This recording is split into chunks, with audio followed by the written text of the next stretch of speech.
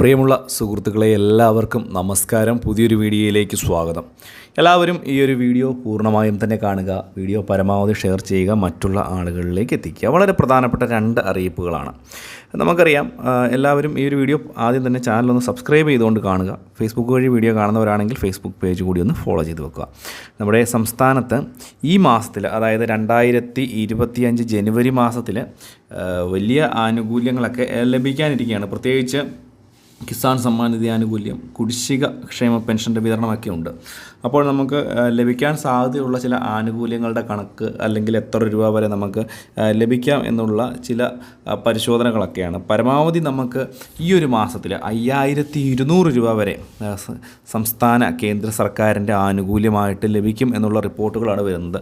ഒരു പക്ഷേ ഇതിൽ പ്രധാനമന്ത്രിയുടെ കിസാൻ സമ്മാൻ നിധി യോജന പദ്ധതി പ്രകാരമുള്ള ആനുകൂല്യം ഫെബ്രുവരിയോ അല്ലെങ്കിൽ ജനുവരി മാസം അവസാനത്തോടു കൂടിയോ വിതരണം ചെയ്യുമെന്നുള്ള സൂചനകളും റിപ്പോർട്ടുകളുമാണ് വരുന്നത്. അങ്ങനെ വരികയാണ് എന്നുണ്ടെങ്കിൽ ഈ ഒരു മാസം നമുക്ക് ക്ഷേമ പെൻഷൻ തുക കൂടി കൂട്ടുമ്പോൾ വലിയൊരു തുക തന്നെ ലഭിക്കും. ഈ ഒരു 2000 രൂപ കൂടാതെ സംസ്ഥാന സർക്കാരിൻ്റെ ഭാഗത്ത് നിന്ന് ഇപ്പോൾ ലഭിച്ചിരിക്കുന്ന റിപ്പോർട്ടുകൾ പ്രകാരം 3200 രൂപ വരെ ക്ഷേമ പെൻഷൻ, അതായത് 2 മാസത്തെ ക്ഷേമ പെൻഷൻ ഉൾപ്പെടെ ലഭിക്കും എന്നുള്ള റിപ്പോർട്ടുകൾ വരുന്നുണ്ട്.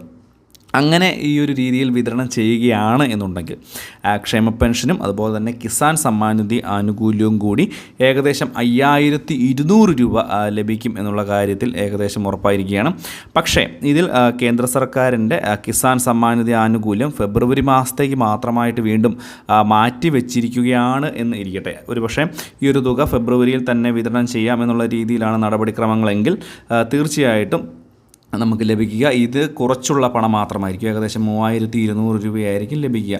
പക്ഷേ ഈ ഒരു 1600 രൂപ വീതമുള്ള 2 ഗഡു വിതരണം ചെയ്യുമെന്ന് സംസ്ഥാന സർക്കാരിൻ്റെ ഭാഗത്ത് നിന്ന് ഇപ്പോൾ ഔദ്യോഗികമായിട്ടുള്ള അറിയിപ്പില്ല. പക്ഷേ ഇപ്പോൾ വന്നിരിക്കുന്ന റിപ്പോർട്ടുകൾ പ്രകാരം ഈ ഒരു മാസത്തിലോ തന്നെ ഒരു കുടിശ്ശിക കൂടി വിതരണം ചെയ്ത് 2 മാസത്തെ തുക, അതായത് ഈ മാസത്തെയും ജനുവരി മാസത്തെയും പഴയ കുടിശ്ശിക ഇനത്തിലുള്ള ഒരു മാസത്തെ തുക കൂടി വിതരണം ചെയ്യുവാനുള്ള ഒരു സാഹചര്യം ഉണ്ടാക്കുക എന്നുള്ളതാണ്.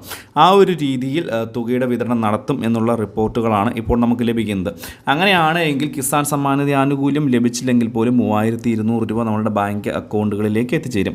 ഈ വരുന്ന 20-ാം തീയതി കഴിയുമ്പോൾ തന്നെ, ഇന്നിപ്പോൾ 15-ാം തീയതിയായി, ഇനിയിപ്പോൾ 5 ദിവസത്തിനുള്ളിൽ തന്നെ ഇതിൻ്റെ നടപടിക്രമങ്ങളുമായി ബന്ധപ്പെട്ട് DBT സെൽ അധികൃതർ ഇതിൻ്റെ കണക്കെടുക്കുകയും അതിനുശേഷം ഒറ്റത്തവണയായി പണം ട്രാൻസ്ഫർ ചെയ്യുന്ന രീതിയിലുമായിരിക്കും. കൈകളിലേക്ക് തുക വിതരണം ചെയ്യുന്ന ആളുകൾക്ക് മാത്രമാണ് 2ാം ഘട്ടത്തിൽ വിതരണം ഉണ്ടാകുക, അല്ലെങ്കിൽ ഒരു ദിവസത്തെ സാവകാശത്തിൽ വിതരണം ഉണ്ടാകുക എന്നുള്ള ഒരു കാര്യം കൂടി മനസ്സിലാക്കുക. DBT സെല്ല് മുഖേന പണം അയക്കുന്ന ആളുകൾക്ക് ഒറ്റത്തവണയായിട്ട് തന്നെ തുക നിങ്ങളുടെ എല്ലാവരുടെയും ബാങ്ക് അക്കൗണ്ടുകളിലേക്ക് പൂർണ്ണ അളവിൽ തന്നെ എത്തിച്ചേരും. 2 ഗഡുവാണ് ലഭിക്കുന്നത് എങ്കിൽ 1600 രൂപ വീതമുള്ള 2 ഗഡുക്കളായിട്ടായിരിക്കും, അല്ലെങ്കിൽ ഒറ്റയ്ക്ക് തന്നെയാണ് വിതരണം ചെയ്യുന്നത് എങ്കിൽ 3200 രൂപ വീതം ലഭിക്കാനും ഉള്ള സാഹചര്യമുണ്ട്. അപ്പോൾ ഈ ഒരു കാര്യം ഒന്ന് മനസ്സിലാക്കണം. വളരെ പ്രാധാന്യം അറിയിക്കുന്ന ഒരു വാർത്താ അറിയിപ്പാണ്.